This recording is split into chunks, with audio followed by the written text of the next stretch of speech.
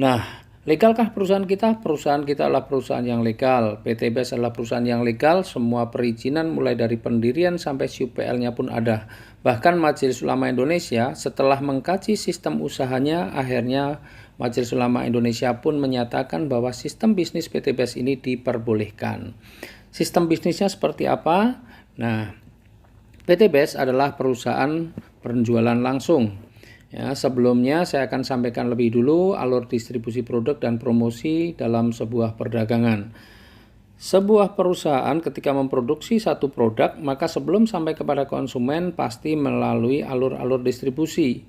Ya, mulai dari distributor wilayah, daerah, kota, grosir, warung, baru setelah sampai warung konsumen baru bisa membelinya. Konsumen tidak akan bisa membeli ketika masih di distributornya. Apalagi hanya untuk beli eceran, ya, harus melalui kalau sudah sampai di warung atau di toko. Nah, supaya konsumen membeli produk tersebut, maka konsumen perlu mendapatkan informasi. Dan untuk mendapatkan informasinya, maka konsumen perlu mendapatkan pemahaman tentang produk. Oleh karena itu, perusahaan melakukan apa yang namanya promosi.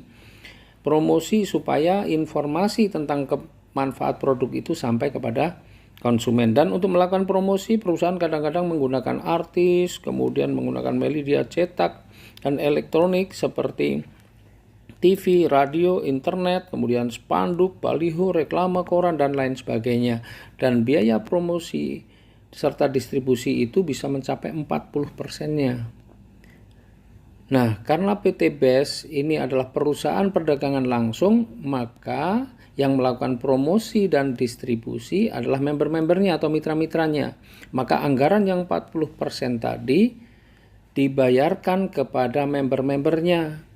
Karena yang melakukan distribusi dan promosi adalah member-membernya atau mitra-mitranya.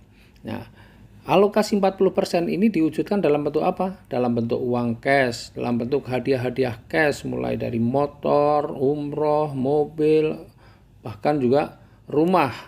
Dan seperti apa pembagiannya nanti akan kita jelaskan dalam slide yang berikutnya.